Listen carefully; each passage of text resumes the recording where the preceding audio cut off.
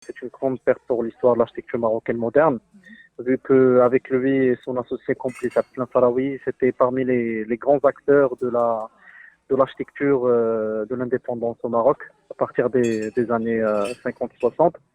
Et du coup, leur activité professionnelle a permis de construire 350 bâtiments à travers tout le territoire marocain.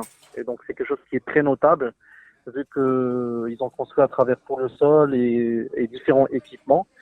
Il faut noter aussi que Patrice de Mazières n'est pas architecte, simple architecte, un architecte qui est issu d'une troisième génération d'architectes. Son grand-père, Adrien Laforgue, avait construit presque tout le centre de Rabat et aussi avait construit des grands équipements comme la poste de Casablanca. Donc voilà, je voulais juste citer cet élément qui est très important, qui est la lignée de ces grands architectes.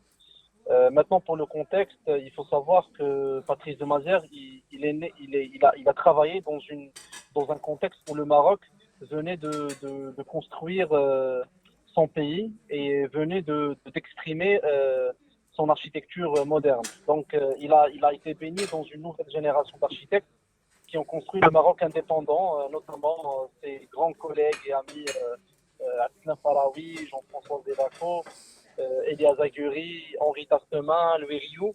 Toutes ces générations ont forgé l'identité de l'architecture marocaine moderne.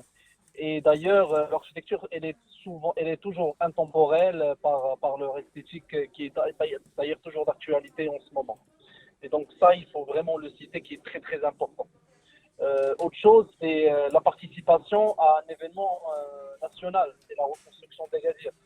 Donc Patrice de Mazières, quand il est venu en 1962, directement il a été plongé par des projets de la reconstruction.